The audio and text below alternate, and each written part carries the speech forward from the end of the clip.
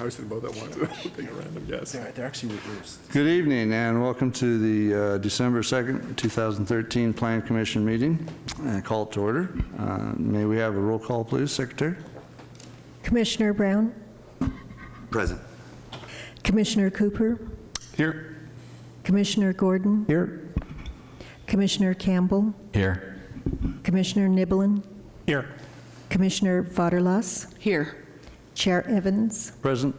And a salute to the flag by Commissioner Cooper. Pledge allegiance To the flag of the United States of America and to the republic for which it stands, one nation, under God, indivisible, with liberty and justice for all. Thank you. And is the order of agenda fine by, oh, I'm sorry, Commissioner Gordon. Yeah, I'll move that we approve the order of agenda. Commissioner Cooper, I'll second the motion. please vote. Oh, no. Sorry. I pushed yes. I object. Yes. Reset. Vote again. Vote again, please.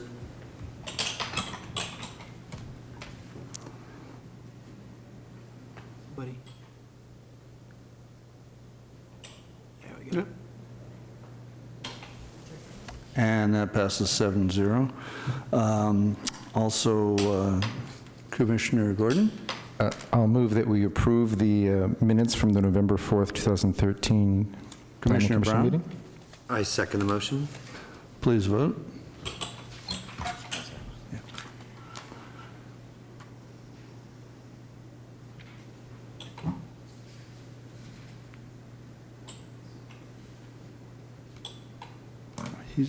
He wasn't here last week.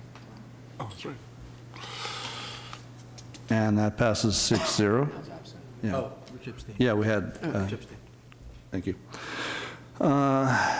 Staff, is there any need for a liaison at the next meeting?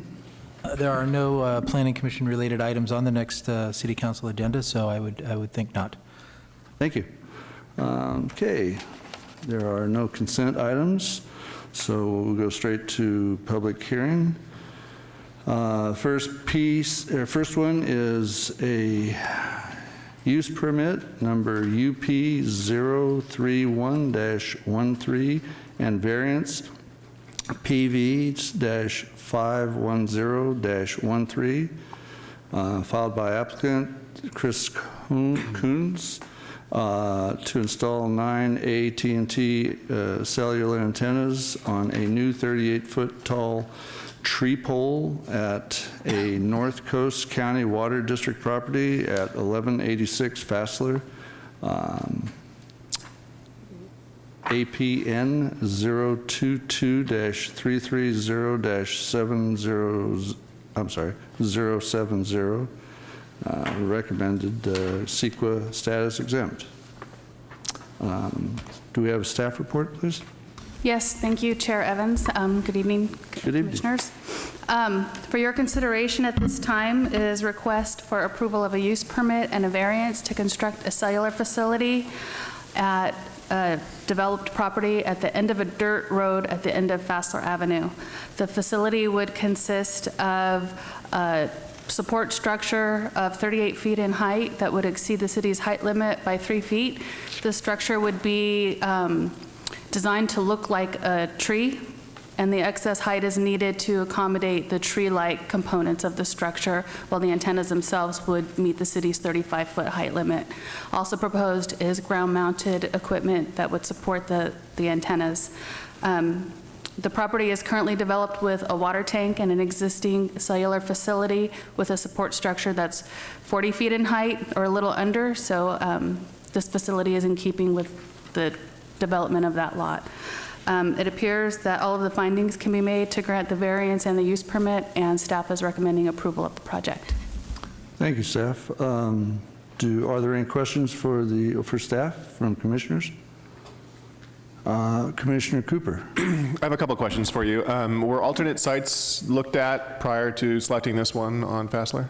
They looked at two sites. They looked at a site at 4700 Fassler, which is on the other side of the road and westward, near the Driftwood Circle residential development. Okay.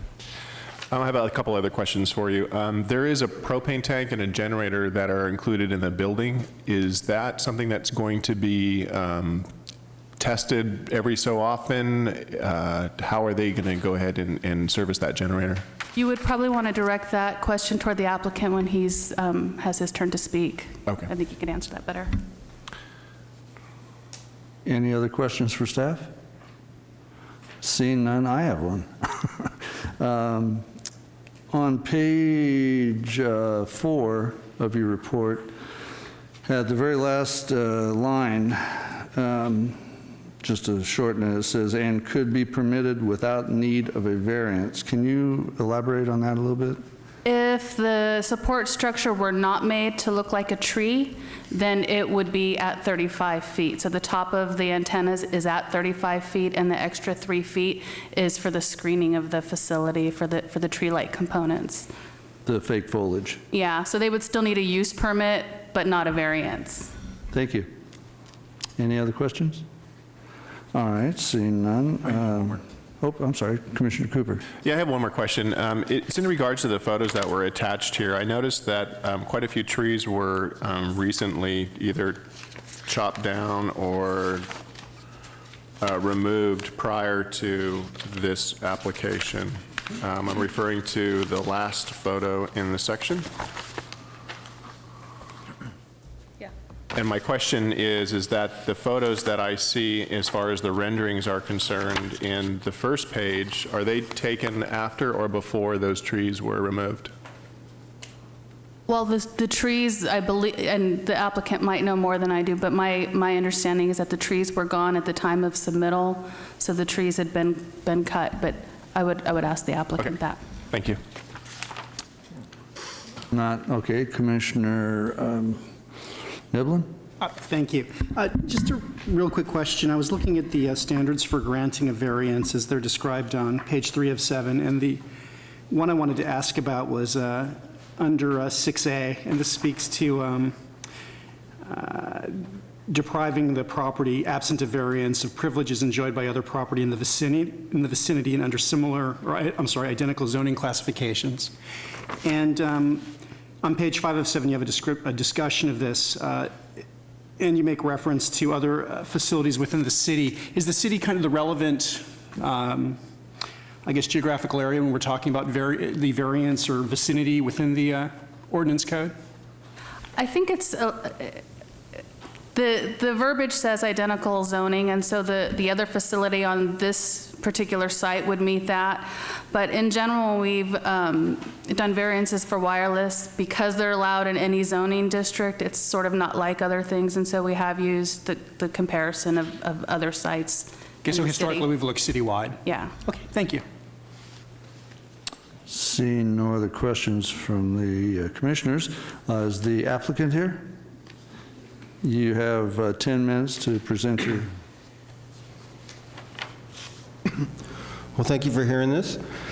Pretty much concur with what staff has said on the project, and really, you guys have the staff report. If there's any direct questions you have, one of the things I heard was a question on the height, and to make a fake tree look right, you've got to build a crown to it. So with just a steel monopole, you can cap the height at the top of the antennas, but to make it look like a tree, anywhere from 3 to 5 feet additional height will be there to give it a conical shape typical to an evergreen. So I know that was one question that I had heard asked specifically. And the generator question that I'd heard mentioned, one of the reasons why they go with a propane generator is they require almost no maintenance. Their options are diesel or propane. With the propane, they can put a bigger tank, fuel cell, and it's pretty much just a leave it type of a situation. If it does have to kick on in an emergency situation, they just burn cleaner, and it just requires a lot less visits or any type of real maintenance schedule. The site itself will probably see maybe 2 visits a quarter, just for the technical aspects of the telecommunications facility. And even then, if everything's running good and dialed in, probably less visits than that unless there's some type of a failure. Are there any other questions? Is that all you had to want to say, or? Well, you know, we cited the idea, we were out there about 2 years ago looking in that same location for a site for AT&T, and originally we were looking at the other North Coast County Water District facility where some of the other carriers are, and we actually were going to lease that space and submit it. The project just kind of died. When we came back this year, we revisited that spot, and because of the neighbors and some of the issues that were going on there, the water district wanted to be a good neighbor, and so they'd said, we're not leasing any more space to wireless carriers here, but they did have a space available at the upper tanks. The upper tanks are more than 300 feet away from residential district, so it's a little more out of the way. And unlike the facilities at the lower tank or currently at the upper tank, we are building a stealth facility, trying to help it blend in. And when we were out there a couple of years ago, all of those trees were still there. And that represented a little different situation for us at that time, which is why we liked the lower site better, because there was less trees. When I came up here 9 months ago, I guess, all those trees were already cut down long before we did any of the photo sims or the drawings or anything. So I'm not sure why the water district cut them down or what the reasoning there was, but they were already stumps when we came up here about 9 months ago. Okay. Thank you. I think that answered the questions we had up here. Any other questions, Commissioner Cooper? So how often are you going to cycle that generator on and off as far as maintenance is concerned? Is that normally a monthly thing that you do? No. Like I was saying earlier, as a propane generator, the reason why they go with the propane is the fact that there is almost zero maintenance on it. They won't go out and cycle it, start it up. They probably, I would bet if once a year that thing was to fire up would probably be about it. Okay. If there was a blackout or a shutdown from regular power, it will kick on, but there's very little service that they do on the propane generators. Is there provisions in the lease agreement, this again might not be a question for you, but to remove that facility after a certain amount of years, or is that, how does that normally work? Well, what we have is a lease for 25 years. So we have a right to be there for the next 25 years unless technology changes and we have no other reason to be there anymore, or our operation is going to interfere with the operations of the water district. But typically, if we go into a lease like this, we already have an idea of what their general plan is or what their idea is in the future, so they cite us in a spot where we'll probably be there for the long term. One provision of every lease is that we will restore the property to its original condition as it stands right now, which as it is right now, it's asphalt and pavement. It's not, so we would just be removing our shelter and taking down our structure. Okay. One last question I have for you is that I know that I haven't really seen one of those trees up close. Obviously I see them from the distance, but is there a way to prevent the kids from climbing that? I mean, this one's easy because this one's behind an already existing locked facility for the North Coast County Water District.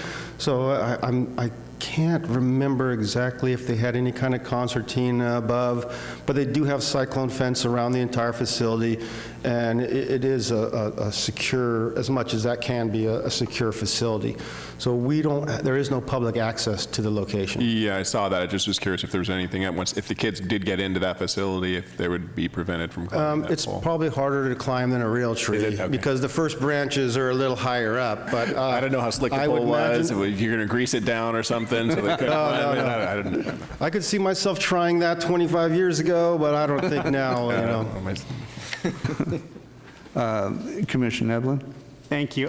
Sir, just a real quick question. One of the findings we're being asked to make is that the site selection information that we've had a chance to look at proves that a feasible alternate site that would provide, results in fewer visual impacts does not provide reasonable signal coverage. And I just wanted to With respect to the site selection process, sort of confirm that there is in fact not an alternative site that would provide reasonable coverage. Could you Not one speak that to we for a can moment? lease.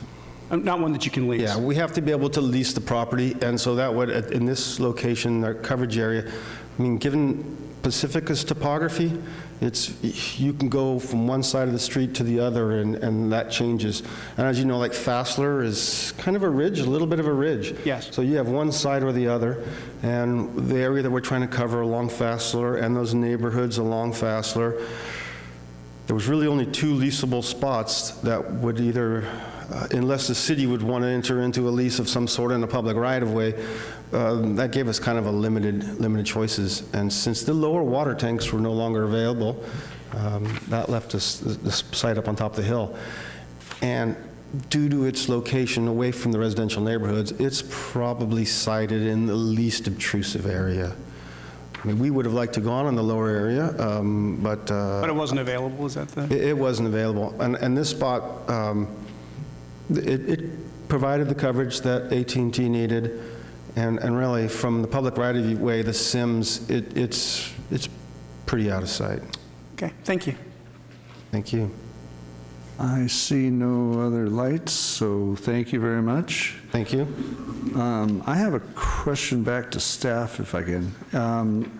That other existing pole on the property, do you know how the height of it, is it 40 foot? Well, it was approved at 40 feet initially back in the late 90s, but the plans show, I think, that it's a little below that. So I want to say, without knowing exactly, it was around 37 or 38 feet. And it's not a pole tree, it's No, yeah. it's a green pole with exposed antennas. Existing antennas, yes. Yeah, I saw it today. Thank you. Okay, I'm going to open up to public hearing. I have no cards in front of me. If you'd like to speak, please fill out a card. You have 3 minutes. And seeing no hands, I will close public hearing. And I guess there's no rebuttal from the applicant, so any commissioner want to open up? Commissioner Cooper? I'd like to make a motion to approve the resolution UP 03113 for the installation of the cellular facility at the location 1186 Fassler Avenue. And Do you want me to do all of them at once? Commissioner Gordon, you had your light on, or did you have something to say, or just second? I can second it. Okay. We have a first and I'm sorry, Commissioner Voss? Same. Okay. We have a first and I'm Could sorry. I ask a quick question? Yeah. Are we required, again, to make a finding with respect to the project being exempt from CEQA? And are there other findings we need to make in connection with the motion? There's no separate finding for CEQA because, again, we've recommended that it's exempt. So if there was a CEQA finding to be made, we would have put that in the form of a resolution. I was just reading from your packet here. The motion itself suggests that we I find think the you could project include it in the exempt. motion, but there's not a separate finding to make. I was wondering about the other findings that are actually set forth in the packet on page 6. Whether we should just incorporate those in the motion? Well, again, there are resolutions attached, so I think a simpler matter might just be to move that the resolutions be adopted. I would think that it would be appropriate to do it in 2 separate motions, one for the use permit, one for the variance. So do you want separate motions on this, or? I think typically that's how it's done. I mean, in this case, if there is consensus, you probably could do it in 1 motion, but there are 2 resolutions. Okay, so then the first one would be for the use permit. And Maker, Do you want me to go ahead and revise that motion to incorporate the Exhibit A, which has your concerns? Yeah, actually, I was just looking at the way it was framed in, under Commission Action D on page 7 of 7. It just looked like that was probably comprehensive. I thought that if that's the motion you're making, I'm in accord. Commissioner Cooper. So I'll go ahead and revise the motion. We'll go ahead and do it all in one. I move that the Planning Commission find the project exempt from CEQA, approve the use permit UP 031-13 and variance PV 510-13, subject to conditions 1 through 5, and adopt the attached resolution and findings contained in the December 2nd, 2013 staff report, and incorporate all maps and testimony into the record by reference. And Commissioner Gordon, is that fine for your second? It is. I'll second. Okay, please vote.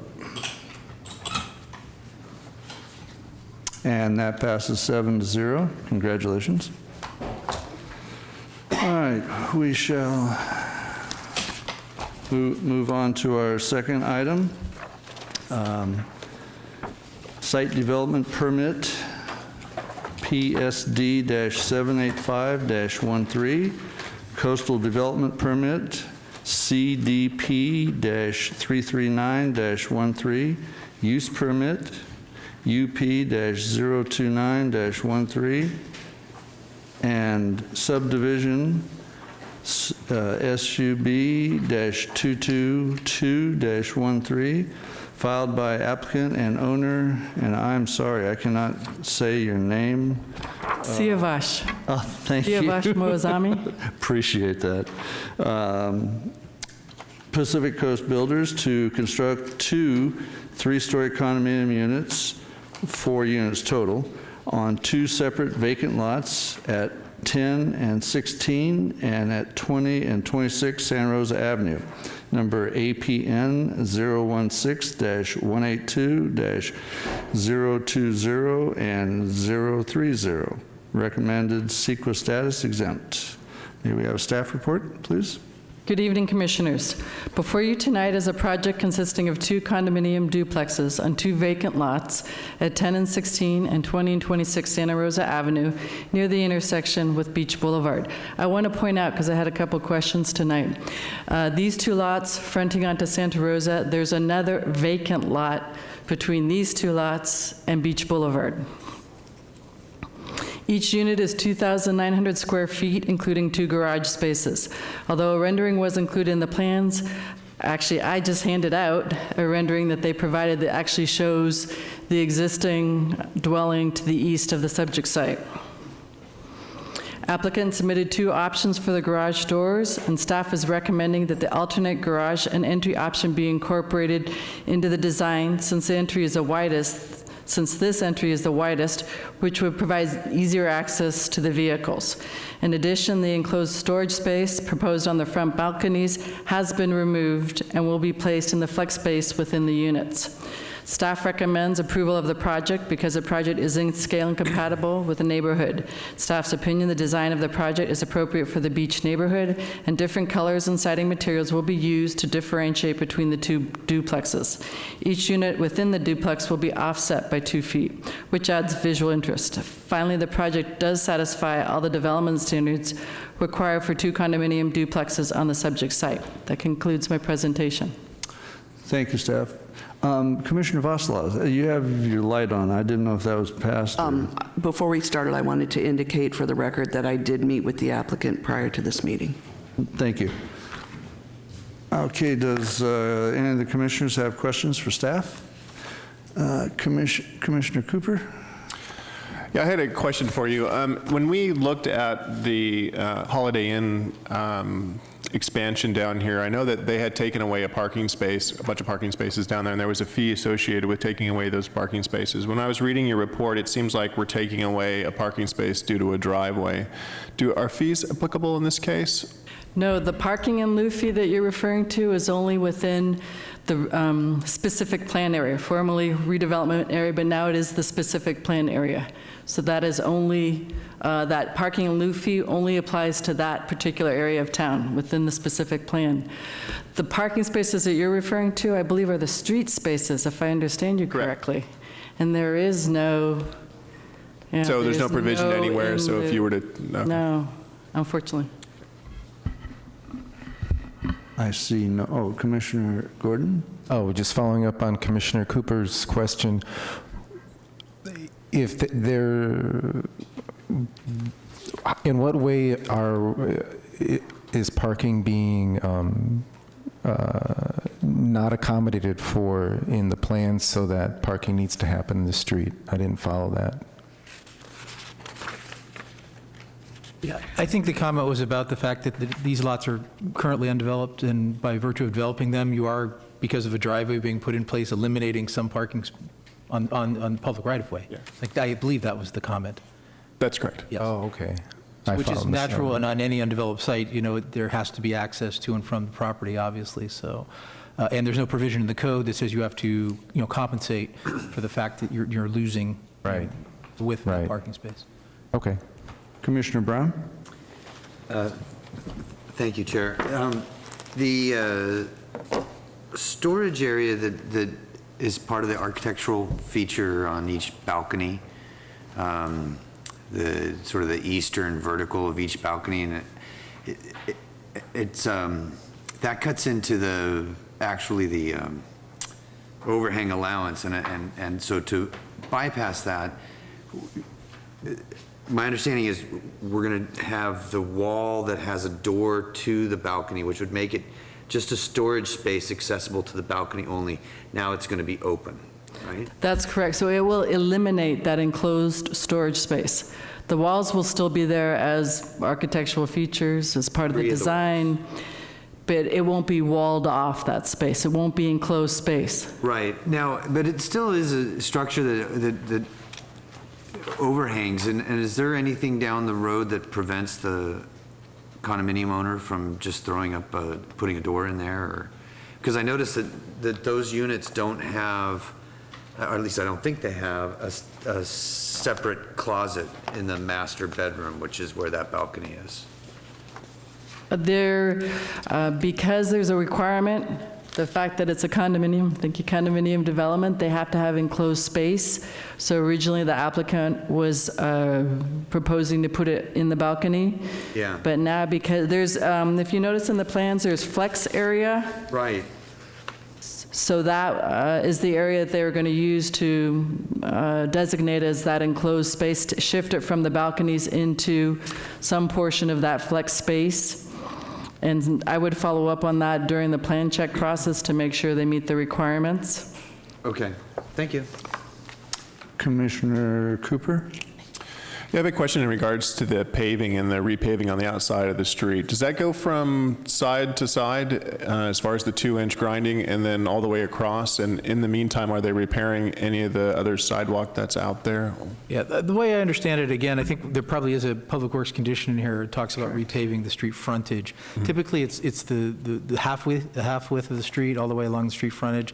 But my understanding, we've had this conversation with public works on other projects, that it's really done in sort of an as-needed basis. So they'll go out there and they'll do an assessment, determine how much damage might occur as a result of the construction of this project. So if there's going to be trenching and other things like that, it's likely that that whole street section will probably be replaced. If there isn't, it's possible that maybe the street is in a good enough condition that it won't be replaced. My sense of that area is that the street probably will be replaced, at least that half width, all along that frontage. Okay. Commissioner Cooper? I'm sorry, Commissioner Gordon? Thanks, Commissioner. Thanks, Chair. I just wanted to clarify for myself and for the other commissioners, in terms of the issue about the parking garage, I see that on the renderings on the map on page, bear with me, I don't know where it is. Anyway, there's I think there's two alternatives presented for us, and there's the way that the motion for approval is set up in terms of the conditions. The alternative presented, favored by the planning director, is the one that's included in the motion. Is that correct? That's correct. That's the alternative that's to the side. I'm looking at the garage floor plan on page 3. The full-size floor plan shows what the applicant is proposing, which is the more narrow garage entry. The partial floor plan just showing the front entryway of the garage to the left. That is the option that staff is recommending. That's correct. Okay, great. So then when it comes time for motion for approval, if we simply do a straightforward with, motion to approve subject to the conditions listed, then we are adopting Yes. the larger, the wider one. It's actually condition number 2, now that I've found it, tracked it down, yes. Okay, thanks. And that makes the 14-foot garage door instead of the small 11-foot, correct. Yeah. Thank you. Commissioner Cooper? I just have one more question. This follows that new provision where the applicant has to tie into the sewer main all the way to the center of the street, correct? That I presume is covered in the conditions. I'm not absolutely sure. Maybe we can. I believe that's correct. Let me see if I can track down that condition of approval. I thought I saw it in the plans. I just wanted to make sure that was noted somewhere.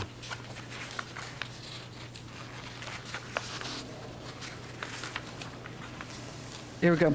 Condition number 29, I believe, is appropriate. All proposed sanitary sewer system and storm drain systems up to their connection to the existing main shall be privately maintained. Condition 29. Excellent, thank you. Any other questions for staff from commissioners? Seeing none,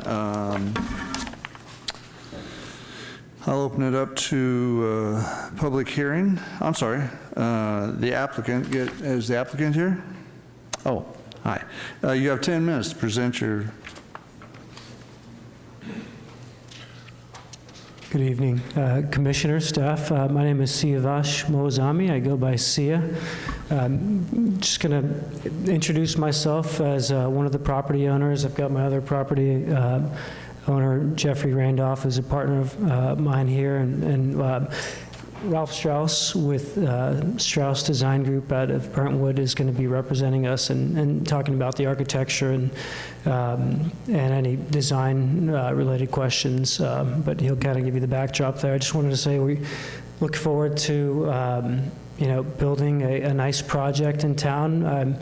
I've been in Pacifica for 3 years now, lived here for a year. My wife is born and raised in the town as a high school teacher and went to Terra Nova and teaches at Penn High School right now in San Bruno. And we live in San Bruno now, but looking forward to building this project next year and actually moving into one of the units. And yeah, that's it. I'll let Ralph go over the architecture. And if you have any other questions for me, happy to get back up and answer them. Thank you. Thanks. Hi, my name is Jeff Randolph. I'm with Pacific Crest Builders, and I also wanted to take the time to thank you guys for hearing our application, and it's been a good experience working with staff. We are a small builder out of Walnut Creek. We specialize in sustainable construction. We look at panelizing this and doing some things to really bring a green element. We think this is a great opportunity and really are looking at this as kind of a place to hang our shingle, as it were. We think with a well-built, well-constructed property here, we're going to see a lot of other areas here. Clearly, there's some opportunities in Pacifica, so we're looking forward to the opportunity to come work here. And, again, thank you for letting us come up and speak tonight.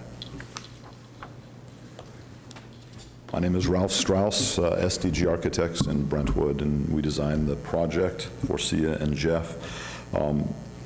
Nice challenging project to find a good way to take advantage of the unique characteristics of the lot. You see some of that in the elevations as we turn the decks towards the view and use them to provide nice articulation on the exterior elevations, the ins and outs and the way that one deck is wrapping around the other.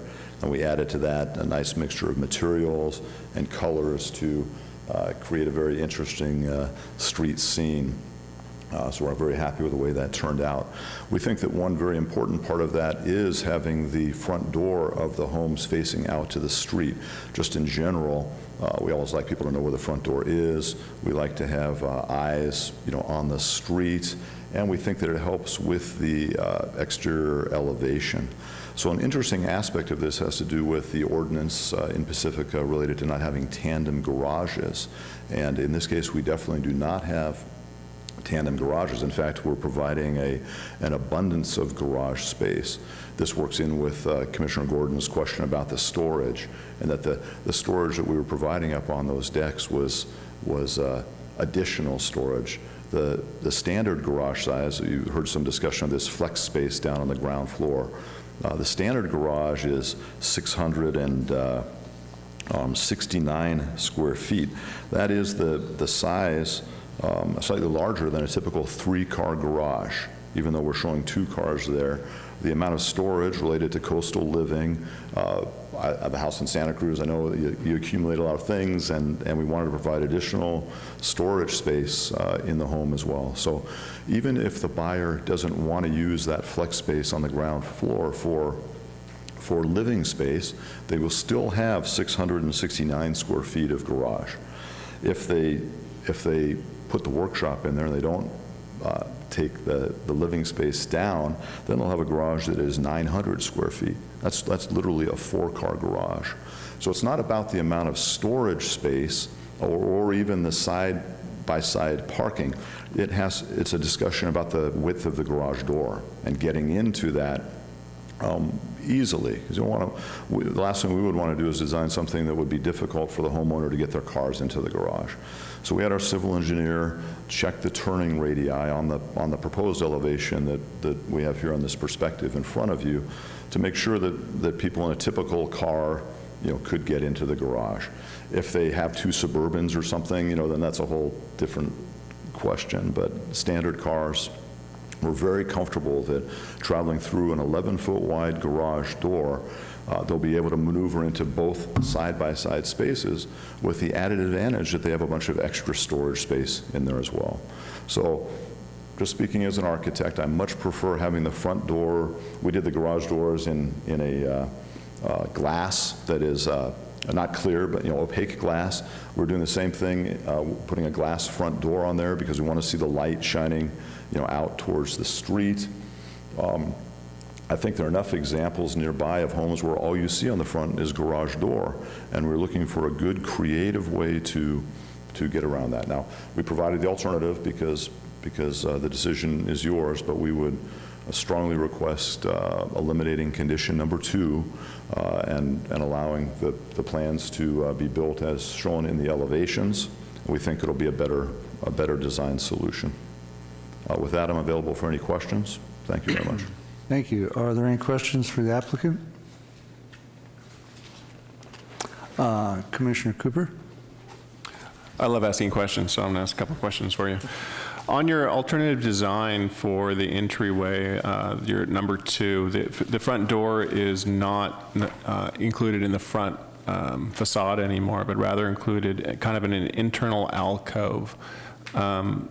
Are you planning to do anything with that alcove if this option were selected? I could see potential of someone hanging out there or getting out of the rain or whatever.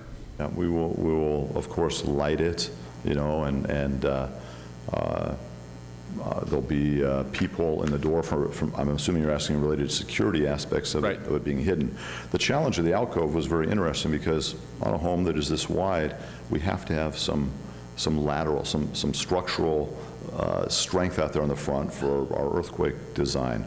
And so with the wider garage door, the only space that we have on the front of the home at that ground level is that area that you were just speaking of, the blank portion in front of the alcove that's facing out to the roadway. Oh, I see it now. So, that's okay. Yeah, and so we needed that wall section. When we narrow up the garage door, then we have enough wall to do that so the door to the living space can face forward. And a couple other questions. I know that you've put a metal rail in here. I just take a look at the other rails that are out on the coast here. They kind of rust quickly. It's a great point. We'll do it in all aluminum, to resist the salt. The other issue I had or was looking at is this deck that you have above the garage, and it seems like it's a solid deck. It's just not something that the water is going to go through. I know that we have a lot of frontal winds as it comes through here and a lot of water buildup along that front side of the building. So I would be concerned about that area there and it gathering water and looking kind of disgusting after a while, so. I've been instructed by the builder to make the detailing bulletproof. So. Yes. I think that's the same for the downspouts, et cetera, and all that those other rain leaders that I see on the side of the building. Other questions? On the photo, on page 11 on D, it looks like there's quite the amount of spoils currently on that site. Have those been dumped there over the years, or what exactly is that, and how do you plan to get rid of it? Yeah, I believe. Do you want to answer that? Previously, I had mentioned that there's these two vacant lots, and then there's another property in between. It's actually owned by somebody who's going to speak tonight. And so some of those construction materials that you see, I think are on that vacant lot that he happens to own, and not on Siavash and Jeffrey's site. He's using it to build, he's doing a remodeling project right there too. Address is 2117. It's the 3-story, Beach Boulevard, thank you. Fronting onto Beach Boulevard, and it's the distinctive apartment. I think it's a fourplex, but he can describe it. It has the different colors of blue on it, so it stands out. So he's actually working on that one and storing the material there. But it's not on the subject site. Does that clarify that? It does, thank you. You know, we talking about blue versus other colors that are going to be included in this. Is that something that's up to restriction by There is you a guys, condition or- of approval. It says, I think it says pleasing color. I don't think it says any type of color. I believe it has to be approved by staff. Okay. Applicant, condition number 3, prior to issuance of a building permit, the applicant shall submit information on exterior finishes, including colors and materials, subject to approval of the planning director. Okay, so he's like, So we would actually ask for a color board, et cetera. That's correct. the other thing that I was looking for, and then maybe you can explain to me where it is that there's a lot of discussion about this heritage tree that's out there. I didn't see it on your plan, though, on your landscape plan. Is that something? Can I address that? I apologize. The heritage tree is actually on the neighboring property. It's actually on 30 Santa Rosa Avenue. It's not on the subject site, but you're correct. It isn't shown in some of the other, for example, the site plan that shows the adjacent building. Right. But it is towards the front of the house. You're aware of it. There's also, as an attachment, the Aberris report that further describes where that location is. But just to clarify, it is on the neighboring property towards the front. Because I did see that you had a bunch of your drain lines for the runoff included around this property to take care of that. I was just curious of where that landed in adjacent to that adjacent heritage tree, because I know that it had to be outside the drip line of that tree.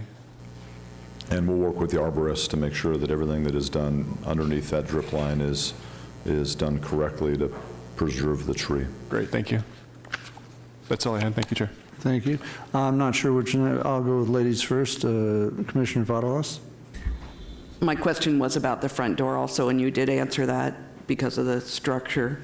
Also, I had a question about this being a condominium project, and I did talk to Catherine, and it's something they have to look into, but instead of a condominium project, as attached single families, which would seem like it would make it a lot easier. And there are attached single families on Beach Boulevard, instead of having CC&Rs and a homeowners association with only 4 units.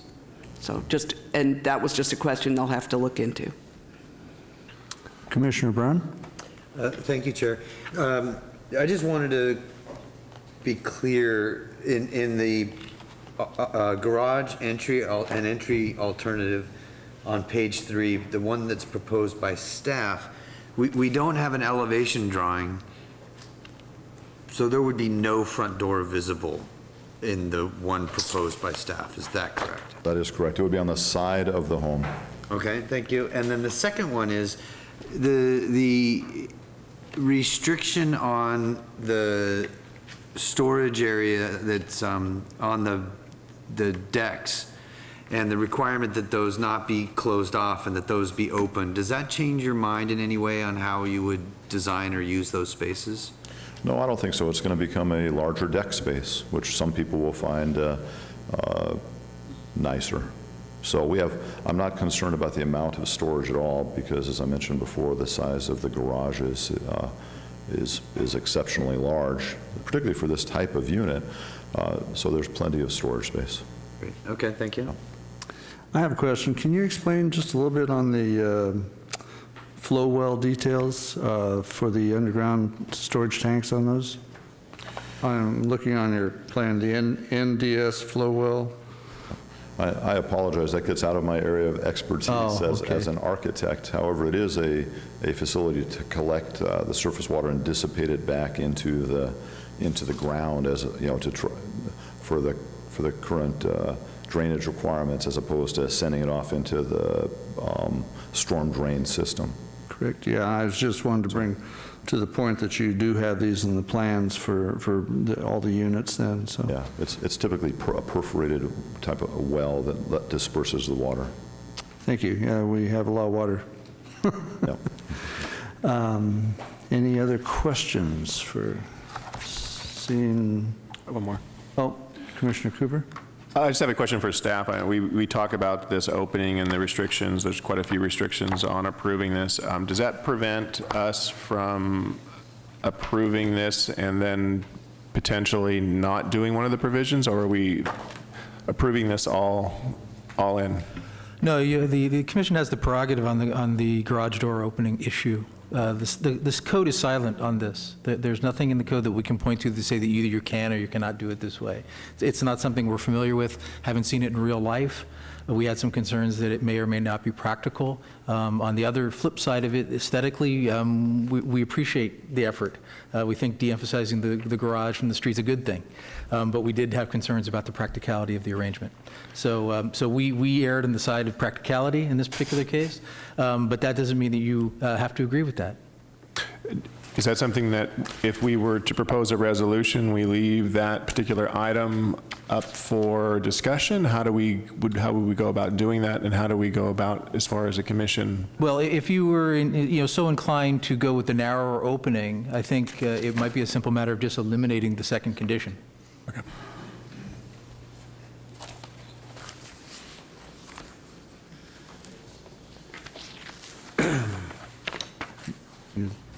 Did that answer your question? Yes, it does. Thank you. Any other, thank you. I don't think we have any other questions for you. Great. Thank you for your consideration. You'll have some time if you need to address anything from the public afterwards. So. Great. Thank you.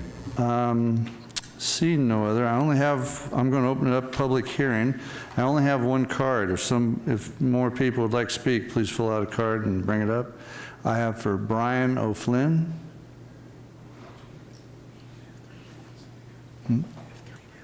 Yeah, you have 3 minutes. Thank you. Good evening, Commissioners. Thanks for your public contribution and serving on the Commission.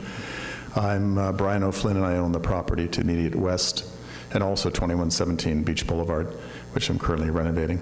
And I just wanted to lend my support to this project. I'm very familiar with the project. I met Sia, the owner of the project, several times and reviewed his plans with great detail. I think it's a very good project, and from their presentation to me, they indicate they're going to be very quality builders that are interested not just in green construction, but also durable coastal construction. And they're very familiar with the stresses and environmental factors such as salt that can wreak havoc on the maintenance of properties. I think it's going to elevate the quality of architecture along Santa Rosa, and I think it ties in nicely to the proposed improvements on Palmetto and also on this particular property we're in right now for the future. Architecture is very important to me. I do my own design and building as well. I would put in a little plug for the diminishment of the garage door, just because I think the garage door has probably been one of the principal banes on American residential architecture in the past 50 years of neighborhoods and making them a little bit less friendly. I think the project itself is well ordered logically, given the geometry of the site. I think they've solved it logically. And I think that the decks, among other elements, and the modern architecture is nice. I wasn't a big fan of modern architecture for a long time. In the last 10 years or so, I've really come around to appreciating modern architecture, which is done with a human scale, very clean and also very appropriate to the location. And that's all I have to say, but I hope you approve the project. Thank you. Thank you. And anyone else care to speak?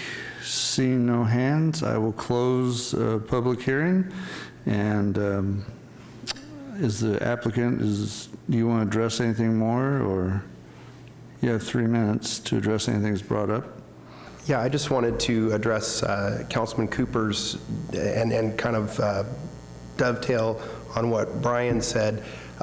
We're about risk proofing. I've spent my entire career, 25 years, and I have had lots of opportunities here in the last 4 or 5 years to look at flips and different folks wanting us to do these things. We're invasive. We go all the way down. We actually specialize in supply-constrained markets where we go in, think Walnut Creek, Danville, Pacifica, and we'll build brand-new homes on existing infrastructure because the value is obviously in the gas meter, electrical, and stuff that's there. But we do some construction defect work as well, where we fix other people's stuff. So it's very germane to what our plan is here. All of our detailing and what we're looking at is we want to have a great deal of pride in this, and the biggest referral we can get is people don't call us because everything works and it's great and they're happy. So we're very committed to that, and I think, again, it'll be a great opportunity for us to show you what we can do, and hopefully there'll be some other opportunities that come out of that. Thank you. Thank you. Okay, back to the commissioners. Any comments from anybody? Commissioner Brown. Thank you, Chair. I'm a fan of the project. I prefer the narrower garage door opening, which was proposed by the architect and the builder, over the alternative suggested by staff,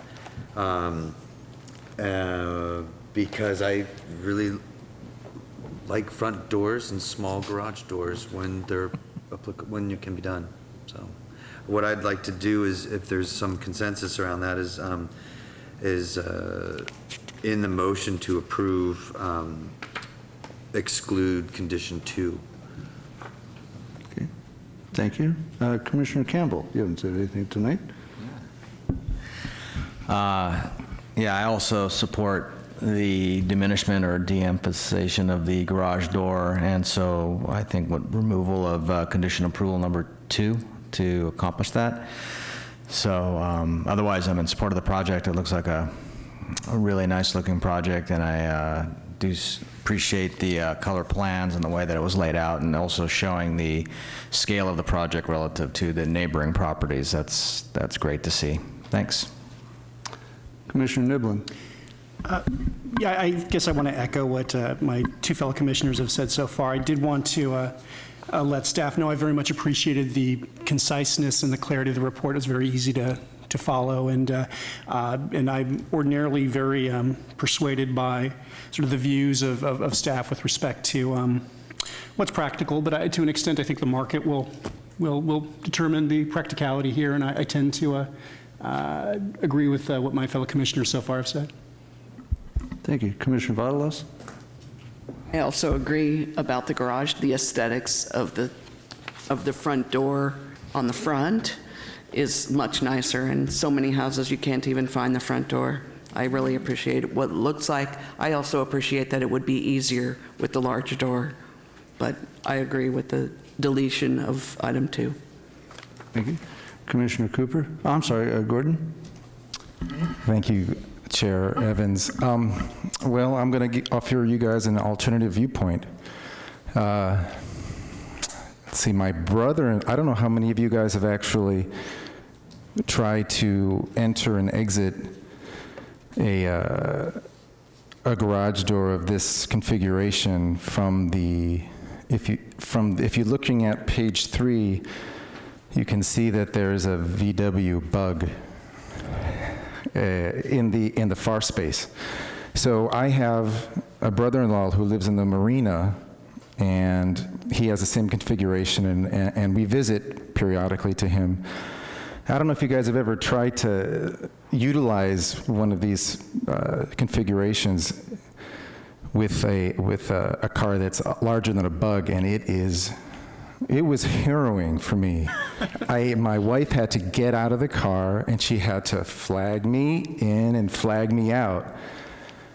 And this is a couple years ago, I remember it, and it's sort of seared into my memory.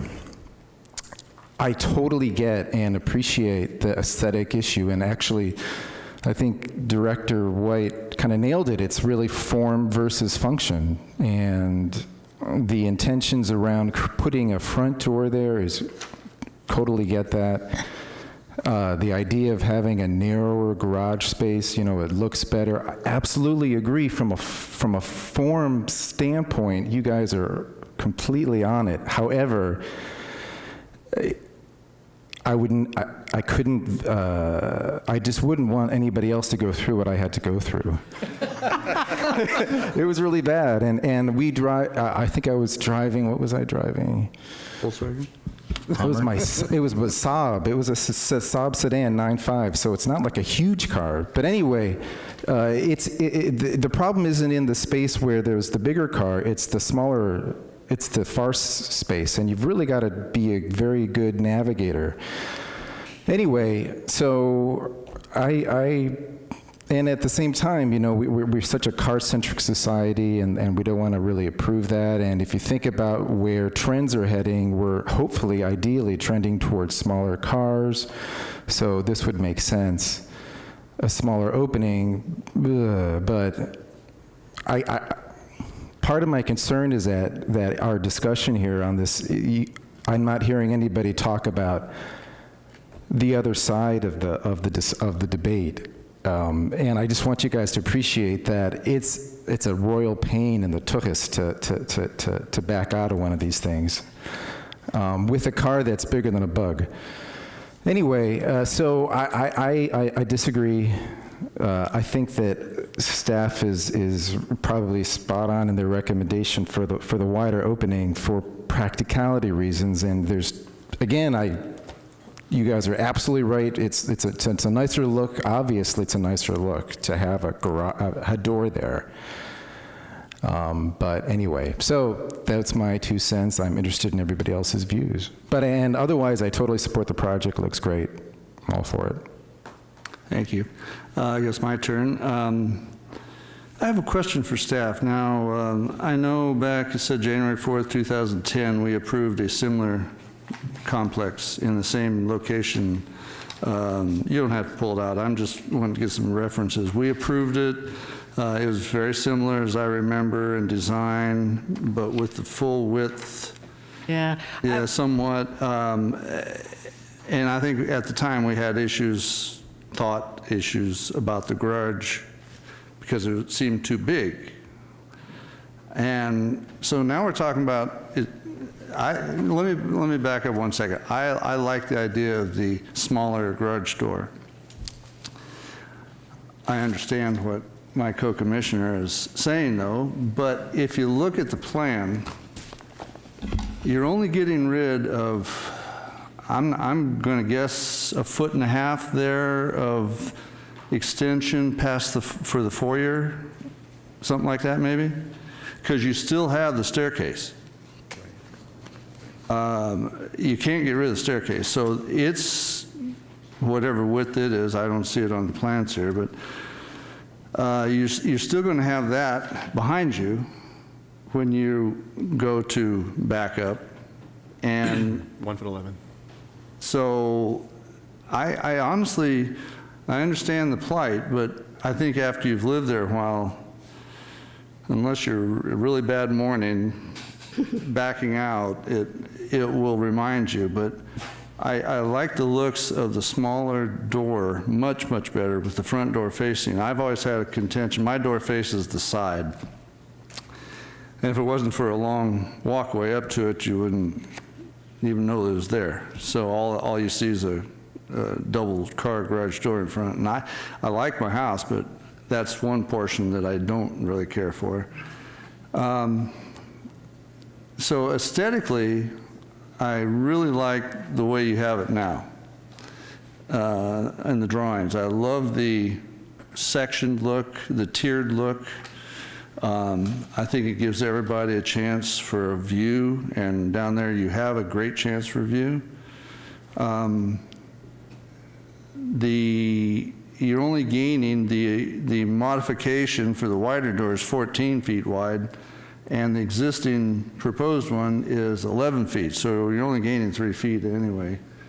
I'm tending to go with, the majority and say that the smaller garage door would be the way to go. I understand Commissioner Gordon's thought because it is an issue, but you're not going to get around that staircase. There's no two ways. You can't remove it and back straight out. You're going to have to turn one way or the other. So that's my thoughts on it. I do like the project. I think it's very nice. I was disappointed to know that the other one didn't go through. I'm always disappointed when we don't have one that goes through after we've talked for a while on them. But I like what there is there, and I think it's very, I'm not a big boxy fan, but if you look at a lot of the houses down there, it does save height, and there's a lot of them that are like that. So I think if nothing else, it goes with the neighborhood. So that's my thoughts. Commissioner Campbell. Yeah, I would like to emphasize that Commissioner Gordon, raises a good point, and I think that the thing we want to be clear about today is that in approving this configuration, and to make it very explicit, we're not setting a precedent for this type of configuration in other single-family dwellings that would occur in the city, because this won't work every time. This is a unique two single-family dwellings pushed up against each other, a condo for lack of a better word right now. And so I just want to get that out there, since we were, and the chair was commenting on other like properties that we've approved in the past, to compare and contrast. But so the precedent's important, but I want to just make that clear. Thanks. Thank you. Any other comments, or Commissioner Gordon? Yeah, just a question for staff, just to clarify on one of Chair's comments.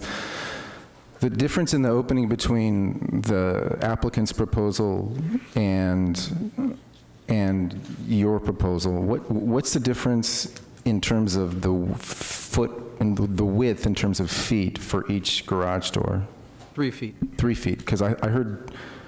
Well, if you look at the openings, the openings that are created by changing the entry, it's only about 2 feet 1 inch in the opening, but I presume it can accommodate a larger door at that point. Mm-hmm.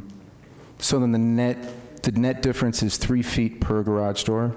Per garage door, that's correct. And since I looked it up, the one that was approved previously on the site was 14-foot wide garage doors. Yeah.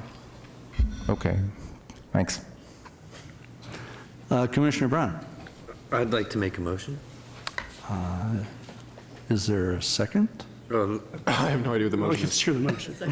Oh, I'm sorry. Read the motion. I move that the Planning Commission find the project is exempt from CEQA, approve PSD 78513, UP 02913, CDP 33913, and SUB 22213 by adopting the attached resolutions for the duplexes at 10 and 16 and 20 and 26 Santa Rosa Avenue, and incorporate all maps and testimony into the record by reference, with the exception of excluding condition of approval number 2. Oh, sorry.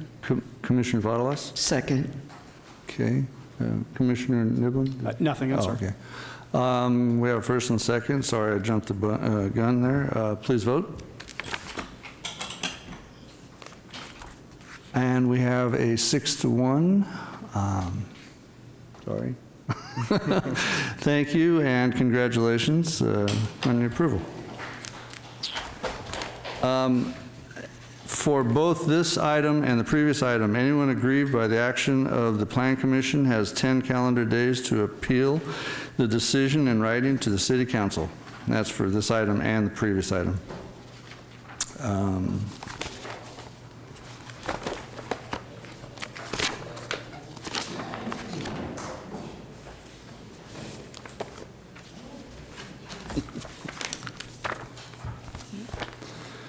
And we have one consideration item.